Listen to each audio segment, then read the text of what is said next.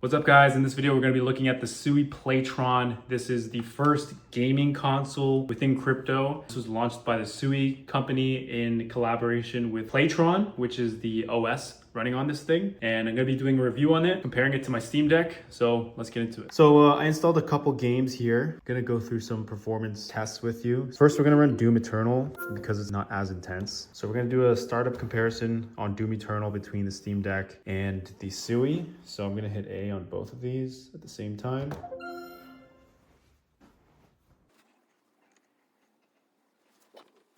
I don't know if you can hear it, but one of them is significantly louder on the startup. It's not the Steam Deck. It's definitely the Sui. Sui fan is going a lot stronger right now.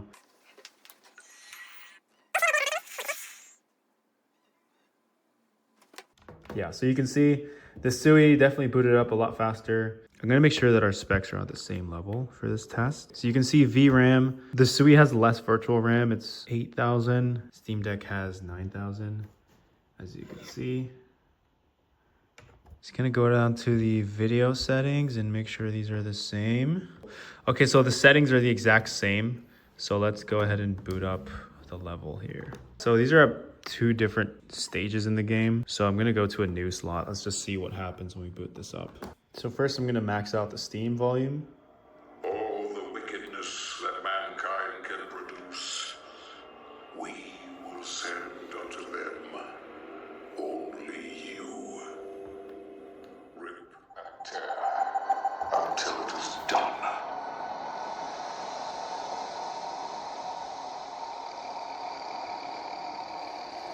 The Steam Deck definitely has better speakers because they're front firing, so you get more of an immersive sound. The Sui speakers are at the bottom.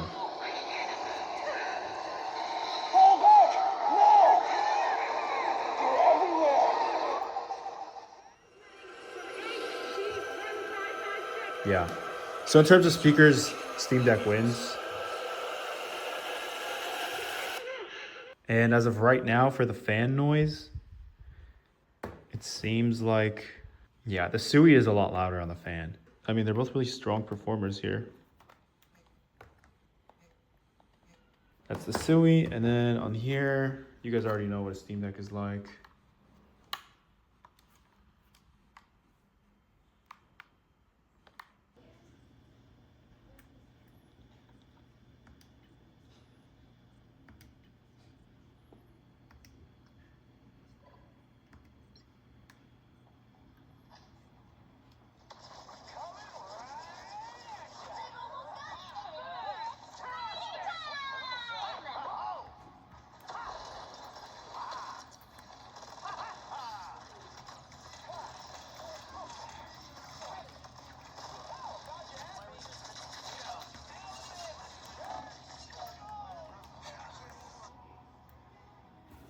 All right, so far it looks like the Sui OX1 is not that bad in terms of hardware and keeping up with the AAA titles. I think with Doom Eternal's pretty optimized for these handhelds, so it was pretty easy for the Sui to handle. But I was surprised with Dead Space how it didn't struggle that much, even with the highest performance on there. Okay, I want to do one more test on Dead Space. This time I've completely maxed out the settings to be on ultra performance. So both devices are equal, and let's take a look at how they do.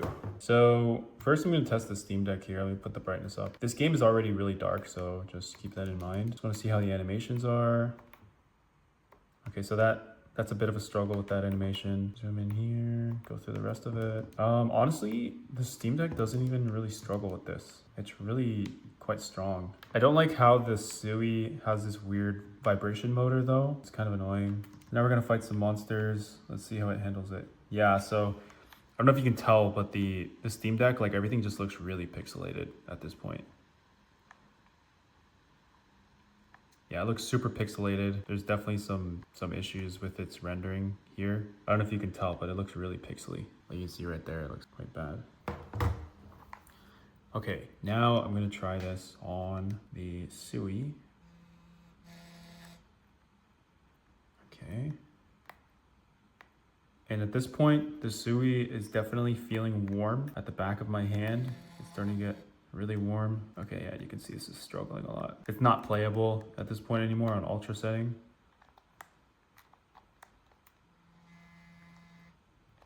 And you can see it's getting the same issue. It's getting like this really pixelated image. And I don't know if you can hear that, but it's like vibrating like crazy. Like it's like a dildo.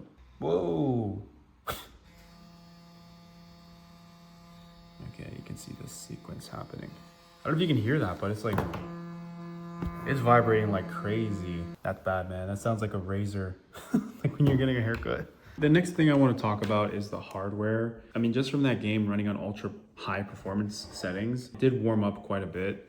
And because the plastic is made of a more conductive material, you feel the warmth a lot more. Now, granted, compared to the Steam Deck has better thermals, I guess it's called. When you play on the Steam Deck, it doesn't get as hot because the plastic is a different material. Okay, so there's some things that bug me about the hardware that I want to nitpick right here. The first is this weird mechanism for the micro SD slot. Like I paid $5.99 USD for this device, and it's, if I'm paying $5.99 for something, I want more than like this crappy little 3D printed component holding my memory card in place. You can see just how like flimsy it is. I could probably just rip it off right now. But yeah, it's not secure at all. The speakers, unfortunately, they're at the bottom. If you're holding it like this, your hands might cover it, your fingers might cover it. Not a problem with headphones, but yeah, just setting it on the table. When I was showing you guys the speaker test, you could hear just how muffled it was. I know I mentioned this already before, but these buttons just drive me so crazy because they're just like the cheap imitation fake emulator devices. Yeah, these buttons are not good. They're really cheap and low quality. I think they did a great job with the analog sticks. They didn't cheap out on them. This LED that stays on all the time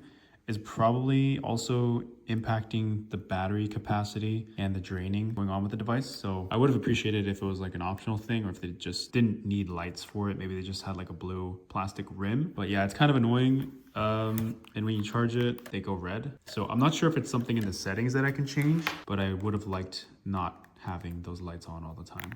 Again, with the buttons, you can see they cheaped out with all the blue buttons here. You get the cheap little rinky-dinky things here. I'm not sure what the Sui button is supposed to do. Maybe it's for payments, but there seems to be, yeah, I'm not too sure what the Sui button is supposed to do. They did a great job with the shoulder pads.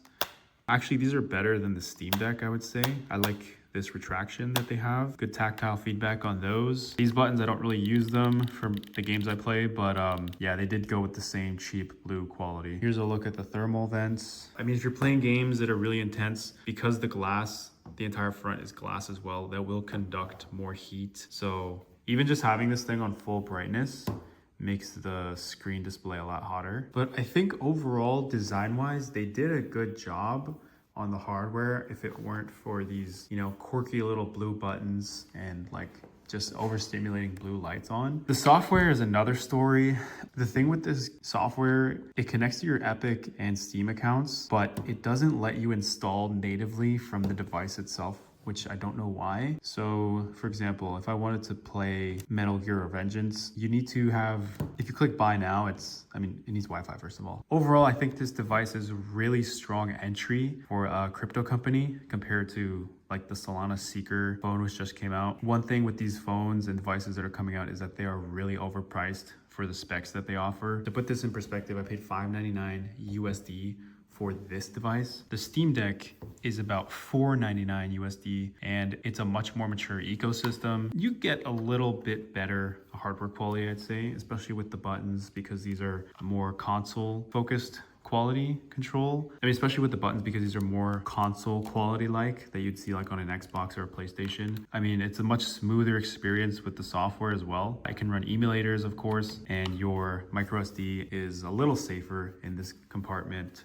Speakers are better. It's a lot chunkier and bigger, but you get the performance for it, and it's cheaper by $100. So yeah, like I said, I think if you're considering a gaming device, don't even consider the Sui. Definitely go for a Steam Deck. If you're just excited to get your Sui handheld and you've never had a handheld gaming console, then it's a really good entry. And if it's your first one, I'd say you could probably keep it. You don't have to sell it to go for a Steam Deck because this thing is already really powerful. The only thing that bugs me is, you know, some of the quality control measurements that went into the physical buttons and the hardware. I think the software itself will improve over time with updates, but they should definitely try to, you know, get this situation sorted out. One more thing I want to mention is that because this is a crypto hardware device, there is the ability to connect your crypto wallet. So you can connect either of these accounts and it will allow you to prove ownership of the game assets using a browser with your wallet extensions. So I'm not playing any crypto games yet on this device, but if you own the NFTs to certain games, then I guess it lets you use those NFTs in the game because your wallet's connected to the Sui Playtron. So that's a pretty cool feature that they have, but you know,